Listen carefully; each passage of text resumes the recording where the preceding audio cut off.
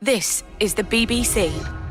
Thanks for downloading this episode of In Our Time. There's a reading list to go with it on our website, and you can get news about our programmes if you follow us on Twitter at BBC In Our Time. I hope you enjoyed the programmes. Hello. By the 18th century, France was sinking under its son king Louis XIV, who was too keen on war and exercising his power over everything and everybody.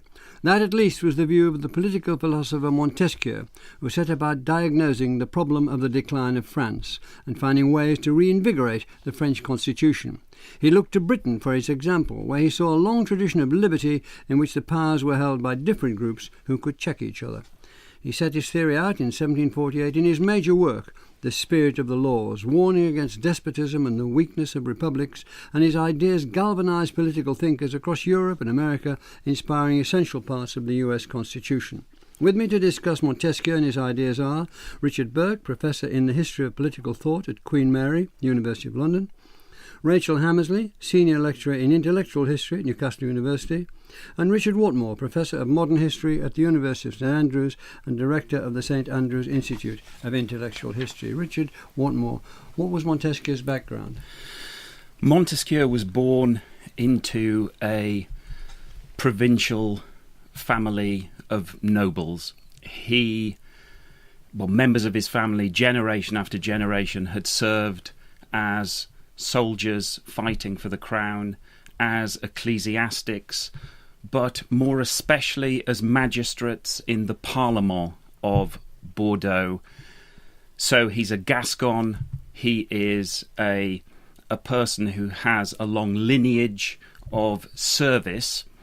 But you have to remember that the Parlement of Bordeaux was one of many provincial juridical bodies which were responsible for registering royal law. It was an appeals court. It's responsible for local justice, but it also claimed the right to remonstrate against the crown, and that's profoundly important for Montesquieu because it's the relationship between the nobility and the crown that's so important for him. He's also a polymath. He was involved in the Academy of Bordeaux.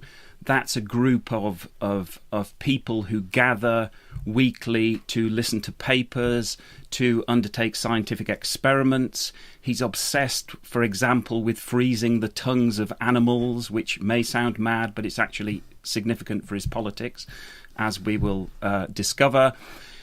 He's also fascinated by foreign lands and the customs and laws that you find abroad. He tracks down natives of China who are found in France. He's fascinated by Islamic civilization. And he collects information about the world. That's great. He was also given a very thorough education, and his family was thoroughly Roman Catholic, and he very quickly, with no influence whatsoever, in his mid-20s became head of the Parlement, which is a family he contributed a great deal to. Louis XIV died in 1715.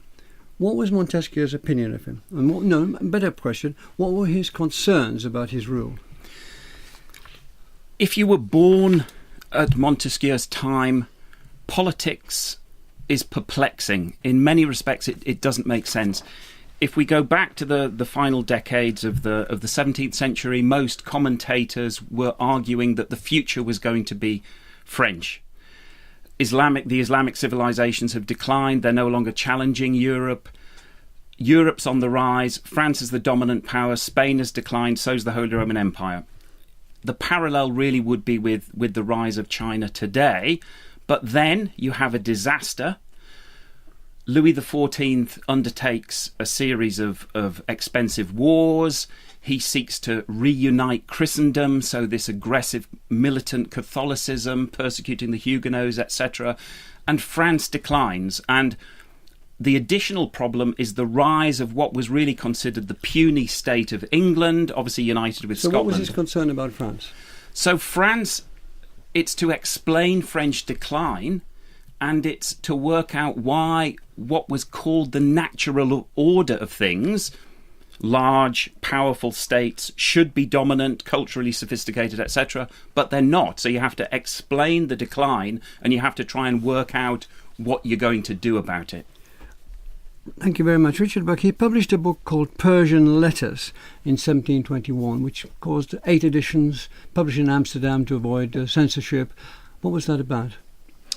Well, first of all, it's worth saying that the work was published anonymously in 1721, as you say, and by this stage Montesquieu was, of course, 32. It made a very large impact, as you're implying, in France, largely because it was seen as, in effect, a coded critique of partly Louis XIV's France, but also Regency France. It's an unusual work, partly because it's a novel. I mean, it's not a dissertation, it's not a tract. More specifically, it's an epistolary novel, which is to say it takes the form of a series of letters which were putatively written by Persian travellers in France. So Two Persian gentlemen going through France. Indeed, yeah. So it brings together the genres of letter-based novels and travel literature and takes the form of a sort of light satire. And the way it works is by presenting these Persian gentlemen, Uzbek and Rika, presenting them as observing local French customs. And so it, by a sort of distancing device, that's to say foreigners looking at a culture, presents it in a sort of critical light. If it was a light satire, your words, why was it so slammed? Well, I'm saying light satire because it was a coded satire, so it didn't look like a rampaging attack in bold, conspicuous prose on the established regime. It operates by indirection. So you might say that its satire is savage but protected and alleviated in a sense, because it's not a head-on assault. Because for instance, I mean, the best thing is to give examples. So, for instance. Clearly, the Pope is criticised in the work by presenting him as a magician who can turn 3 into 1, which is clearly a reference to the Trinity. So it's sort of light-heartedly presented, but nonetheless is of course deeply consequential. And there's also the comparison with the eunuchs and the nuns and priests. Would you tell people about that?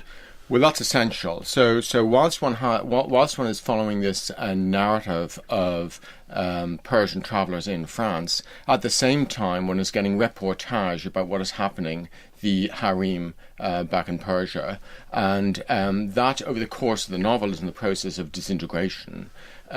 What's described, therefore, is particularly the relationship between eunuchs and women in the absence of the household master. And it's a dramatization, in effect, of the nakedness of directly applied tyranny, or, to use Montesquieu's preferred word, which we'll possibly come to later, despotism. So it's a sort of dramatization of the despotism of the East in the form of these, the sort of politics of the harem. By that time he settled down as his political job down to Panama, building a great library. He was rich enough to get on with that, and his next book was about the decline of Rome, which we think we owned through Gibbon, but no, he was there first, and Gibbon pinched a lot from him. But anyway, what was his view of the decline of Rome? Yes, it's worth saying that the discussion of the rise to greatness and then decline of Rome was a great theme in European literature, going back obviously to the Renaissance. So Montesquieu is taking up in 1734, when the work is published, an established historiographical topos, if you like. He departs from predecessors in very much being interested in not only the rise to greatness, but also the causes of the decline. He sees it very much as a philosophical history, which means specifically that he's interested in not the sort of accidents of personality of, personalities and rulers. He's more interested in the fundamental underlying structural causes of greatness and decline. And the cause of decline ultimately is, if one's to get to the core purpose of the work, is the extent to which Roman militarism sort of spirals out of control and ends up extending the empire beyond manageable proportions, which inevitably leads to corruption and then the inability of the Roman Empire to sustain itself. Thank you very much. Rachel Hammersley. There was this Persian lectures and then Persian letters, and he came to Britain, which has already been mentioned, and spent 2 years here, finding out a great deal about the Constitution, which he wrote about, and about the culture, which he wrote about. How did that affect him? Why did he come here, and what did he find that impressed him? Montesquieu came to Britain, as you say, as part of his grand tour. So he'd set off on the grand tour, and he'd visited Vienna, German states, Italy, and he eventually arrives in England in the autumn of 1729. By November 1729, he's in Britain. He's introduced into Britain by a series of aristocratic connections that he has. So he's at school with James Fitzjames, who is the son of the exiled King James II. And James Fitzjames introduces him to Lord Waldegrave, who sets out on the grand tour with him. And Waldegrave then introduces him to Lord Chesterfield, who's a Francophile aristocrat at the time. And it's in Lord Chesterfield's yacht that Montesquieu sails across to England. But what does he get out of it, apart from the yacht? So one of the things that is quite useful about his visit to England is that he keeps some notes and things, so we know a little bit of his observations. So what does he tell us in the notes? So he picks up some observations. One of the ones I like is the idea that there are two kinds of English gentlemen. Some are knowledgeable and therefore awkward. Some are not knowledgeable, but these people become the height of fashion. So he's observing very closely what he can see in England. He's observing the manners, but really let's get to the basis of it. What he's after is the core reason why he thinks this is a working state where France isn't, and because of what? Because of liberty. Right. So France is of interest, England is of interest to France in the early 18th century, to French people, because of this notion of it being a free state. And that's based on the experience of the 17th century, the execution of the king, regicide in the middle of the 17th century, the Glorious Revolution. England has this reputation for liberty. And so Montesquieu, just like Voltaire, is very interested in English liberty and where that liberty comes from. And what's his analysis? In a very good chapter, which is held up still today, about English constitution. Indeed. So he thinks that it is all to do with the way in which the constitution is constructed and the balance of powers between those different elements of the constitution. So that you have a legislative, an executive and judicial power, that the judicial power is completely separate from the legislative and the executive, and indeed he thinks that it ought to be grounded in the people. So I think he's thinking there about juries and things like that, though it's not necessarily an accurate vision of the system as it operated. But in terms of the legislative and the executive, he thinks that they need to check each other. His whole idea is that power needs to check power. Was this perception and writing of the state of Britain, England, was this received as a revelation? Were people dubious about it? Did his become the definitive idea of what was going on? His view very much did become influential. So the book, In the Spirit of the Laws, book 11, really does set the tone for an understanding of the English constitution. But he's not the first person to put this idea forward. Probably he got his ideas. Montesquieu is slightly careful about where he got the ideas from, but probably it came from Lord Bolingbroke, who's a leading opposition figure in England at the time, who's also a great Francophile, spends time in France, and probably Montesquieu already knew him in France. But when he's in England, we know that Montesquieu was reading Bolingbroke's journal, The Craftsman, where Bolingbroke is setting out his opposition ideas against Walpole's government. And he puts forward some of these notions of separations of powers, balancing powers in that work. So in his mission to discover what was wrong with France and how the decline could be arrested, this was a big piece of evidence for him. Look what's happening there. We ought to do something like that. It's certainly a big piece of evidence for him. It's certainly useful for him.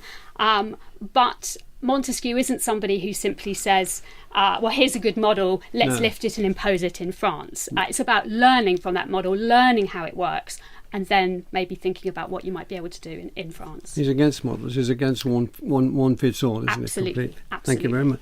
Richard Watmore, let's turn to the Spirit of the Laws. He spent 14 years working on it, we're told. He covered ancient Europe and what then was modern Europe. Can you give us a It's 880 pages. I'm sure you can do this with a snap of the fingers, Richard. Many people have said that is impossible. Voltaire called it a labyrinth without a thread. It is divided into 31 books. Initially there's a discussion of the nature of law in general and law arising from the nature of things. So it looks like initially a standard treatise of what you might call natural law, natural jurisprudence. But then he's fascinated by the relations of laws with moral causes and physical causes. And really what the book is a series of reflections on the moral and the physical causes that influence the nature of law in different places. So we move from political constitutions to liberty, civil liberty, political liberty, to commerce, money, religion, climate. Obviously, he's fascinated by geographical factors. And then the book ends with a discussion of the origins of feudal law in France, and he's still interested in the influence of Roman law. It's really about the difference between feudal law and Roman law as the foundation of the French nobility. Within the background, he's thinking about the relationship between the nobles and the monarch in France, particularly because that's what obsesses him. You seem to have refuted Voltaire's accusation of it being a labyrinth without a thread.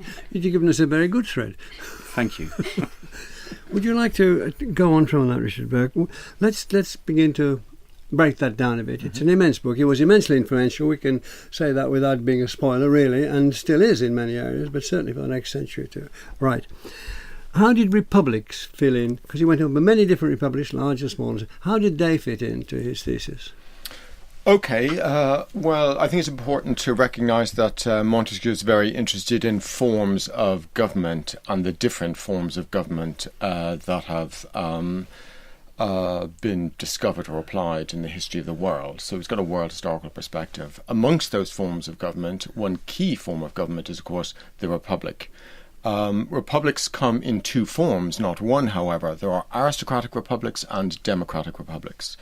Now, as Richard Watmore already indicated, Montesquieu is actually particularly interested in the fate of monarchies in modern Europe.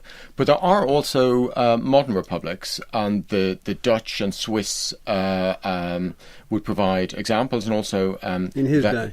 Indeed, and not to mention Venice. Yeah. So there are examples of other republics. And then there's a debate, incidentally, picking up on something that Rachel Hammersley said, a debate about to what extent England is a republic or a monarchy. So there are these complicating factors. But above all, in the relevant sections of the Spirit of the Laws, when Montesquieu is tackling republics head on, he's particularly interested in ancient republics, and therefore he's, I think, fundamentally in the book interested in the extent to which this ancient culture is in fact not revivable in modern Europe, because ancient republics are driven by what Montesquieu calls a principle. So I think it's important to state that Montesquieu, whilst being interested in the forms of government, is also their nature, their types. He's also interested in what he calls the principe, their sort of driving principles, which means the sort of passion that animates them. And in the case of the ancient republics, this is what he calls virtue. But by virtue, he doesn't mean Christian virtue, and he doesn't really mean moral virtue in some straightforward sense. He really means the sort of mores which animated the Romans, the Spartans, the Carthaginians, the Athenians, the sort of spirit of self-sacrifice in the interest of the republic. Above all, did public service enter into it? Is that too tepid a phrase? Well, it's the ability to lay yourself down for the commonweal. I mean, that's essentially what it is. So, of course, public service, but in a very deep and comprehensive sense. Yeah. Basically, you're not only a citizen, but also a soldier, and therefore you're very much consumed by the culture of the polity. And that's what attracted him most to the republics. Well, I think rather than being attracted, he thinks they're there. They dominated Europe for a considerable period of history, and they have to be understood. Especially what has to be understood is how they're not like the modern world, and that they're not like the modern world because they're driven by frugality, which is a prerequisite of virtue, whereas modern politics is driven by commerce and wealth generation. So this is a fundamental parting of the ways. Yes. And Rachel Hammersley, we obviously went back to Athens and to Greece and to Rome. What did he get there? So he picks up very much this notion of the republics, this notion of these very frugal states based on equality. And I think he does have a certain admiration for them. And he very much, in line with his approach, wants to understand how they work. But he absolutely doesn't think that you can simply just lift them up and apply them to solve the problems of France at the time. He doesn't really believe that republics are suitable in the modern world. He thinks they're a model of the past. And he doesn't believe, because of his arguments about fitting the laws, fitting the constitution to the nature of the state, he doesn't really think you can have republics in large states. He thinks they need to be small states. Otherwise, you're going to end up with problems. So in terms of what he gains the understanding of how they worked, but in terms of what he wants to do in France and what he's proposing for the modern world, he wants to take account of some of these other things that Richard Mottwall was talking about when he gave us the overview of the spirit of the laws. Does the word democracy enter into his vocabulary at all? Democracy does enter into his vocabulary. So he distinguishes, as Richard Brooke said, between aristocratic republics and democratic republics, whereby an aristocratic republic, part of the people have sovereign power, whereas in a democratic republic, all of the people, in theory, have sovereign power. But he doesn't really think that that's ever a good form of government. That's not the kind of system of government that he wants to apply. So there's nothing he thinks he can lift from that to apply to heal the condition, as it were, to staunch the wound in France? No, because in order to deal with the situation in France, you have to understand the nature of the French constitution and the French system, and you need to develop laws that fit with that system, with things like its climate, with things like the nature of the state, the physical circumstances of the state, those kinds of things. And you can learn things from looking at past states, but you can't just lift ideas from them and impose them in the present. And we turned, as you said, I think it was you, Richard Watmore, who said we have to keep using the full names because we have two Richards. I'm sure everybody's already clocked that, but still. Can we talk about despotism? According to Montesquieu, where did he find it? What did he say about it? And did he think that was what was going on, had been going on in France? He does. It's his obsession. If there's a theme of all of its works, it's a profound hatred of despotism. His son calls him Uzbek, the character from the Persian letters, which gives a sense of the worries of the man. When he visits Venice, he thinks the inquisitors are after him and he throws all of his papers into the lagoon. And he thinks that despotism is a state of mind. It's being worried that civil authorities are going to come and take your property, take your life. And that worry is something that you find everywhere. One of the things that fascinated him is the extent of despotism across the world. Why are there not more free states? Why do you only find rare examples in the ancient world, obviously England in the modern world? And why is despotism so attractive? And he certainly thinks that Louis XIV was becoming a despot. He always has in the back of his mind Spain. Spain, obviously, with the wealth of Spanish America, all of the gold and the silver. What is the consequence? The state becomes more corrupt, the nobility declines or falls for luxury, and despots rise. And this concern about despots rising is an obsession throughout his life. And despotism bred fear.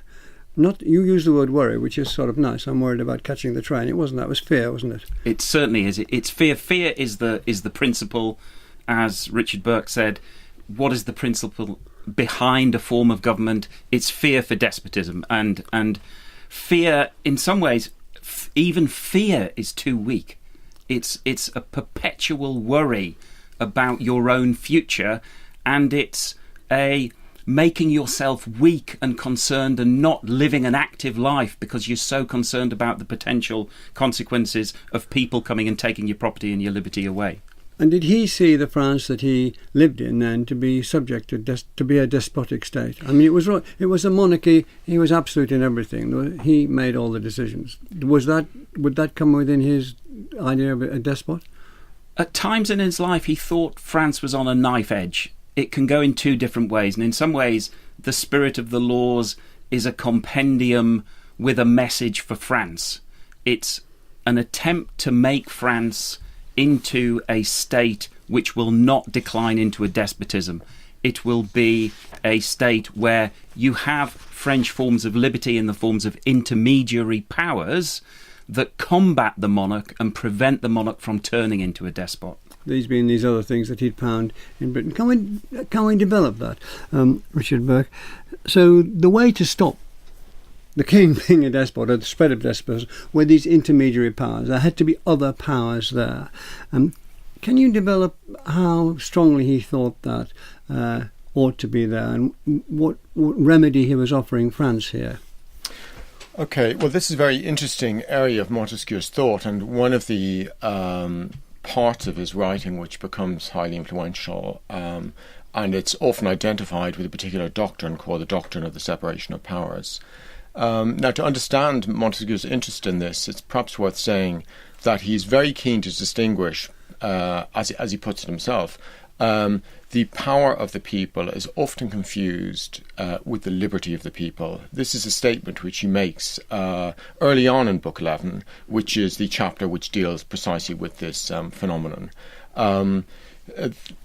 To understand the liberty of the people as opposed to the power of the people, it's essential to understand how the powers within a state relate to one another. Now, what do we mean by the powers within the state? The different branches of government, how they interact with one another.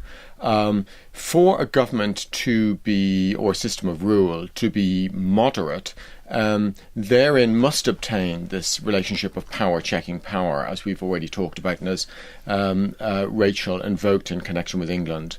Now, when he's setting out his account of the separation of powers, his example is England, so perhaps it's worth retracing some of that ground just a little bit. Historically, of course, states in the world by analysts previously have been categorized in terms of the relationship between, as it were, three constituencies, if you like, democracy, monarchy and aristocracy. Montesquieu, amongst others, but importantly him, adds to this a new distinction. You don't just distinguish the different numerical constituents of rule. You must also distinguish the functional types of rule. And that's to say that the different functions of branches of government, and Rachel already mentioned these, that's to say legislative power, executive power and judicial power. So these must be, as it were, conceptually distinguished. And then in order to understand how a healthy state might work, it's important to look at how they interact and how one, to come back to the phrase again, how one checks the other. Now, this is sometimes called the doctrine, as I say, of the separation of powers. It's important to recognise that for Montesquieu, they're not actually entirely separate. Thus to say, in again the English case, for instance, the House of Lords has a judicial role. It did then and it does now. The veto role of the monarchy in the 18th century in relationship to the House of Commons and Lords also involved, therefore, the executive power of the monarch in legislation. So it's not a clear-cut distinction. But that's what he's talking about. Richard, what more? We've left out religion, which nobody living in France at the time Montesquieu could ignore for more than about 7 minutes. We was religion with the slaughter of the Protestants. There we are. What did he think about the place of religion in the new France, or the reformed France, that he was trying to promote? Can I say one thing else? I'm sorry, because it's really important. He married a Protestant, which must have been so bold and extraordinary. They were outlawed. the Protestants at the time. He was from a good Catholic family. He didn't seem to put a foot wrong in terms of his behaviour, but he married a Protestant. And that meant what? There are Protestants in his family from previous generations as well. Bordeaux's renowned for having a large Huguenot contingent which has been persecuted. It really sends the message that Montesquieu is a Catholic. As you said, he abides by the normal practices of the Church. He does that throughout his life. But he's unhappy with Catholicism in France. He thinks that with figures such as Bossuet, who's one of his great enemies, the Archbishop who supported Louis XIV in the aspiration to reunite Christendom and to undertake war on Protestants, he hates that. He hates Catholicism as a form of despotism. But he doesn't think it can be directly challenged. He thinks that you have to be very careful, because there's no point in saying Catholicism is dreadful in itself. He doesn't believe that. He does believe in natural religion. He thinks religion's necessary. What does he mean by natural religion? He's a deist. He believes in a blind watchmaker who has created the earth, and that it functions marvellously, but you don't have to have an idea of an intervening God, or that individuals have a personal relationship with God that then directs their politics. They're not told by God to do particular things. He thinks that's mad. Rachel, this book was very influential, and let's go straight to America, where they're trying to set up a new constitution. The Founding Fathers, they took on Montesquieu, as I understand it. What did they take from him? Montesquieu is very interesting for the Americans. Obviously, they're interested in him because he's provided a kind of guide to laws and constitutions and things like that. But what's interesting is he's picked up on both sides of the argument, because one of the things he suggests is that republics should only exist in small states. So those people who are very unhappy, the anti-federalists who are very unhappy about the constitution, can use him to say, actually, we can't have this great big republic in the kind of way you're suggesting, because it doesn't fit with what Montesquieu has suggested. And they quote him directly in their works. But the people who are then supporting the constitution, the federalists, particularly in the Federalist Papers, rather than simply ignoring Montesquieu, actually Madison describes him as the celebrated Montesquieu, and almost turns it upside down and argues why actually a large state republic can be a good thing. And they're able to draw very directly on Montesquieu himself in order to make that argument. In particular, because one of the things that Montesquieu talked about was the problem with a republic, that if a republic is small, then it's in danger from external forces that might kind of overtake it, overthrow it. But once it becomes larger, it's in danger of becoming corrupt, that the civic virtue that has guided it can't sustain in exactly the way Richard Bourke was talking about in relation to Rome. It gets larger, it becomes corrupt, and it can't operate. But Montesquieu says there's a solution to this problem. If you have a federal or a federated republic, then it can have the benefits of a large state being strong and powerful externally, but because it still operates in terms of smaller states within, it can maintain its virtue and not become corrupt. And so Madison and the Federalists pick up on this idea of a federal republic and use it to push that kind of system in America. Richard, one more, if you could join in as well. He expressed that he was very interesting in the aristocracy not being commercial, with the landed aristocracy and the commercialised aristocracy. Now, we haven't got all the time in the world, but it's a fascinating thing. Can you have a go at it, and then can you add to that? It's really coming back to a point that we've already covered, which is that he doesn't think that English liberty or English models of politics can be applied to France. France has a powerful monarch who makes the laws. It has an aristocracy that can put the laws into practice. So you have a distinction between sovereignty and government, and the monarch makes the laws, the nobility put them into practice. He's very worried about the negative effects of commerce, the capacity of commerce itself to corrupt individuals, to make them obsessed with money, coming back to this idea of the public good. He has an idea of aristocrats of a nobility that is honourable, that behaves honourably. And he thinks it can only do that if it avoids the corruptions associated with commerce. Although it's also perhaps in that context worth saying, very interestingly, of course, he is directly exposed in his own life to commercial aristocracy because, of course, in his own Bordeaux, looking at the window of his chateau, he sees vineyards and therefore is very familiar with the conduct of the wine trade and so on and so forth. But at the same time, as Richard Watmore has been implying, I mean, historically, there's a strong interest in the extent to which commerce breeds luxury and luxury breeds corruption. So there's both an admiration for an expanding world of commerce and an alarm about its potential negative consequences. Can we move back to France and having been to America and say there was a 7 Years' War, which was a sort of bomb in the way of Montesquieu's easy access to the future, but he bolted the work after his death, bolted that, and fed the French Revolution, as I understand it. How did it do that? What did it bring to the French Revolution, his work? Well, that's an enormously complicated question. Sorry about it. No, that's okay. We have to deal with these things. And of course, he dies in 1755, so on the eve of the 7 Years' War. France then enters into a period of turmoil in the aftermath of the 7 Years' War, basically because it loses badly, and then, of course, becomes involved in the American War of Independence, which adds to the same fundamental problem, which is that it is risking facing bankruptcy, and to resolve difficulties in relation to financial crisis, Louis XVI revives, if you like, the Estates General, which had been in a state of desuetude since approximately 1614, revives them as a sort of advisory council to think about how the French state finances might be resolved.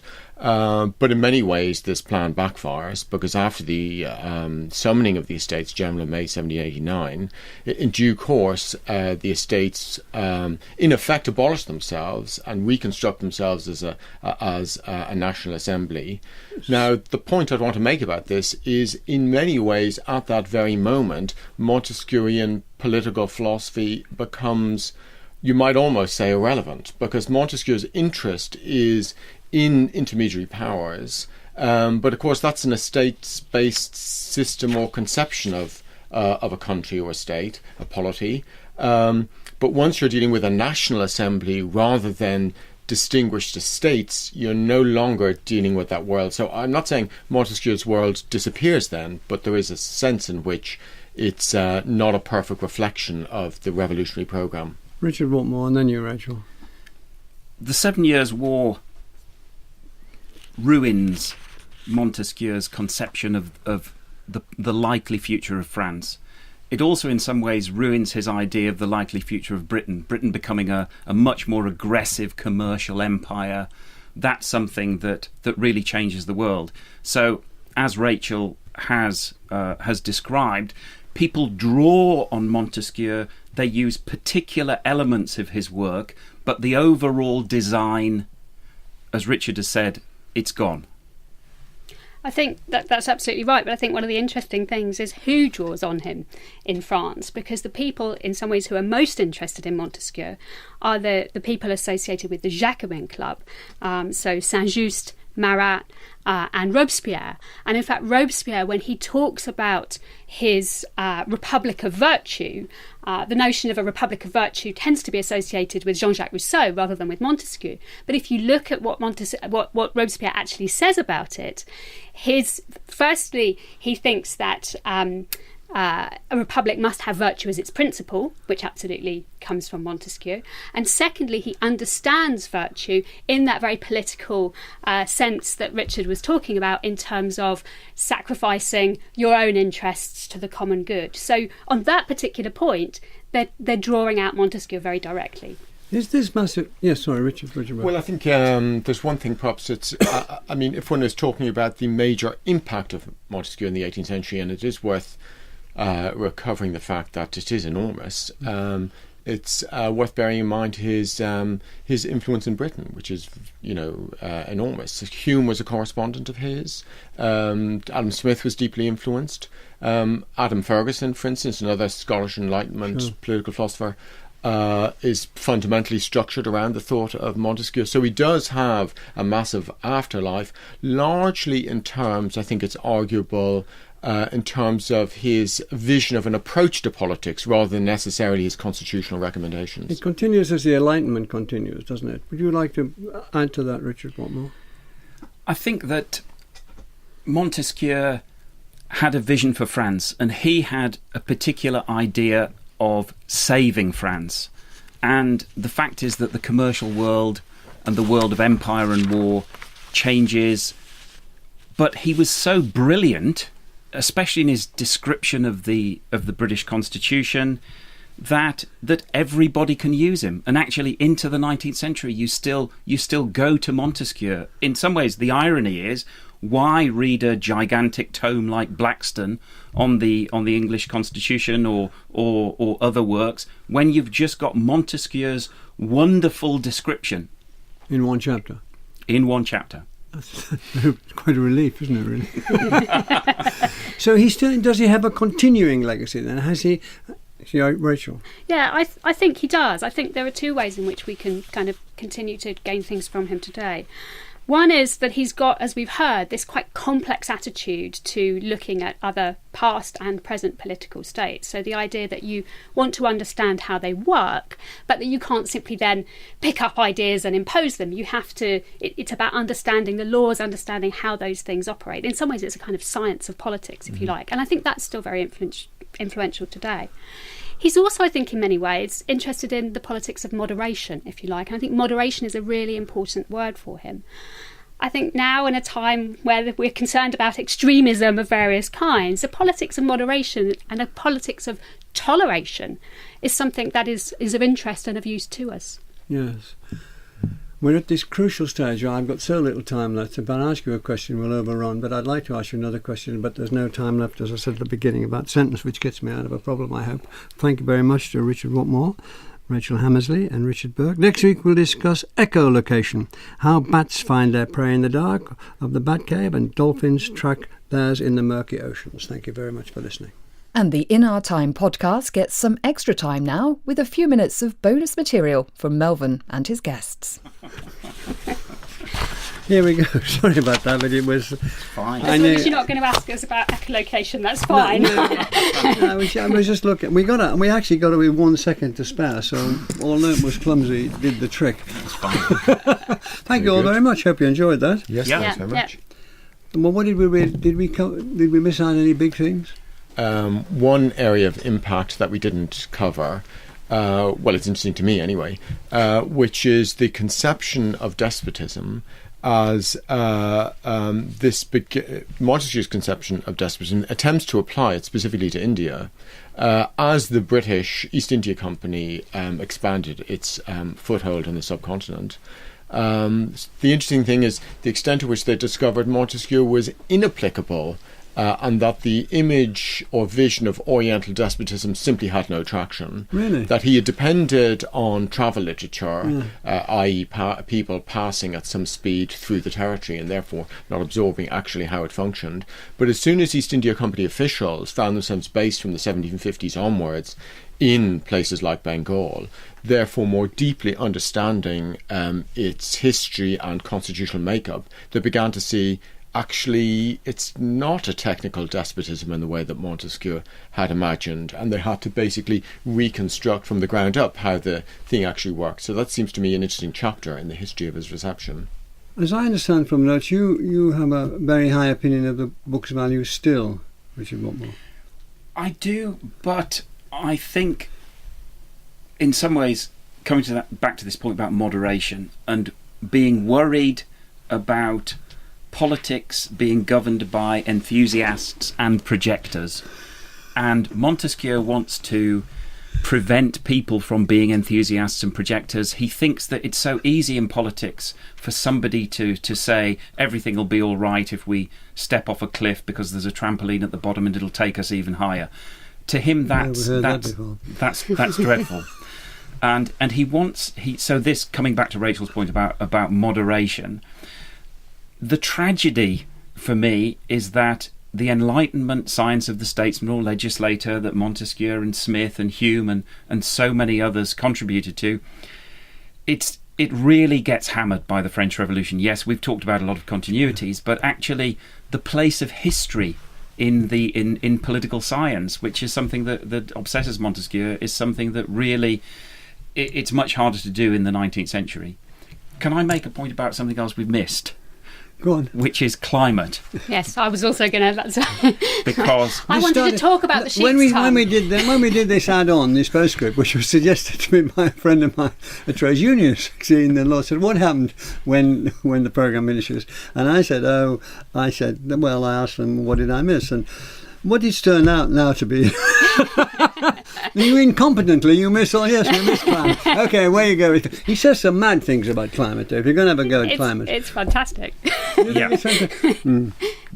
No, Sorry, you started, you've got to Okay. finish. So he thinks that the human body is made up of fibres, and the movement of the liquids in the body have to be monitored and measured, and that in southern climes you get, a simple way of putting it is to say that you get overstimulated. Now, the consequences are that you become obsessed with luxury or sex or laziness, idleness, and you lose a sense of the public good, I think is the fundamental point. Whereas in the north, he's very positive about northerners because he thinks that cold makes them... Northern Europeans, this is, Richard. Not That's right. That's exactly right. It is Northern Europeans rather than North Britons.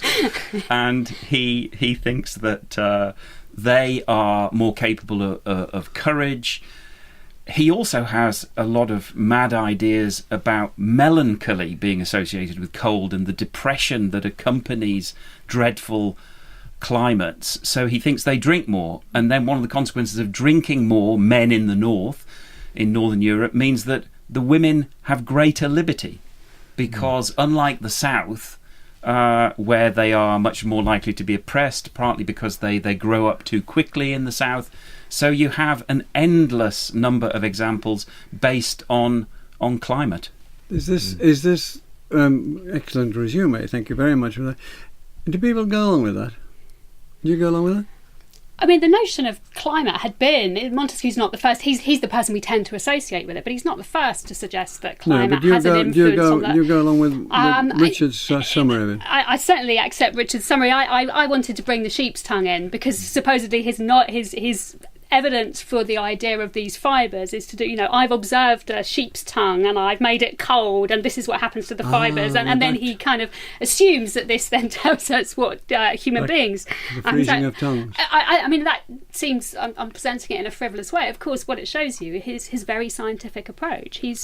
We might be critical of it, but he's trying to draw his conclusions from evidence that he's observed, experiments that he's performed, very much in the manner of the Enlightenment. So he's making it an Enlightenment theory. He seems to think the splicing of the aristocracy and the Enlightenment would solve a lot of things. Is that right? Yes, I think it's also interesting to think about the fact that what is the life of Montesquieu after the French Revolution, and I think it's probably has more teeth, if you like, if one looks at it in a sort of longer time frame rather than the immediate time frame. So the self-conception of the revolution is as a sort of egalitarian upsurge, in the context of which Montesquieu, with his aristocratic intermediary powers, looks like history. But of course, in due course, the reassertion of very intermediary powers as variously conceived is a powerful one, such that fundamental to Hegel is Montesquieu, because he's still thinking in terms of a corporate organisation of society. So the world of the 18th century doesn't simply expire between 1789 and 1815, but bounces back quite powerfully over the next 100 years. And of course, America is a good example of that as well. That Yes. system that in some ways can be seen to pick up on ideas of separation of powers of a federal republic. Yes. Actually survives. Unlike the French Revolution, it supposedly ends in course. success rather than failure. And I think that looking at it from a different perspective, if you like, shows you Yes. exactly the same point. Yes, especially if you admit that America has an aristocracy through the 19th century and into the 21st century. So it looks less like, antiquated social organisation. I mean, Rockefeller would have made Montesquieu look impoverished. Yeah. So the producer's about to enter with offer you can't refuse. Tea or coffee in case your tongues are frozen. Tea, coffee. Oh, I'll go for the coffee now. Coffee. Yeah, coffee would be lovely. Three Thank coffees, Melvin.